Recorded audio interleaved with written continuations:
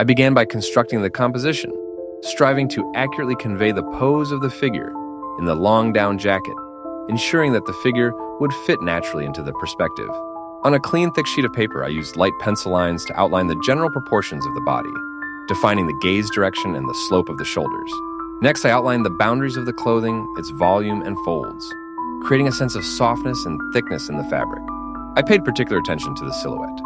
To convey a sense of winter comfort, the contours were slightly rounded, without excessive rigidity. Then I carefully drew the details of the face, outlining the features without delving into details, only the basic lines of the eyes, nose, and lips. The final step was to outline the shoes and the lines of the floor, creating a sense of space and direction of movement. The sketch turned out concise with a clear structure and an expressive pose, ready for the transition to painting. Once the outlines were completely finished and checked for proportions, I began painting. For this piece, I used acrylic paints and 3 brushes, a fine brush for the face and small details, a medium brush for the clothing, and a slightly larger than medium brush for the background. I began by using a large brush to fill the background with 2 contrasting colors, a rich blue and a bright red. I used blue to indicate the walls or space, and red for the floor to create a sense of warmth underfoot and cool air around. This contrast enhanced the figure's expressiveness. The smooth transitions between the shades of blue create depth and perspective, and the sharp red triangle seems to direct the viewer's eye to the central figure.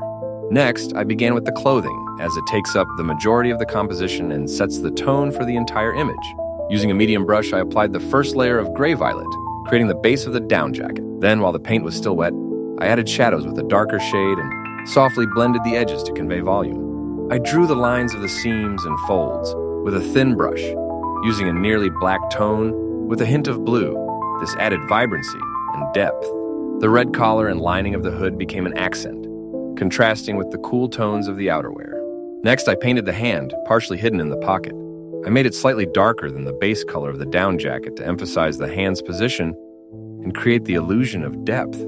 I moved on to the face using a thin brush. The base tone is pale beige with a slight pinkish tint. I applied it softly, trying to maintain a clean shape. Then I added shadows along the contour of the cheek and under the chin, highlighted the eyes with dark blue, and the lips with pink, adding a lively expression. The face turned out simple yet expressive, with a slight smile and an attentive gaze.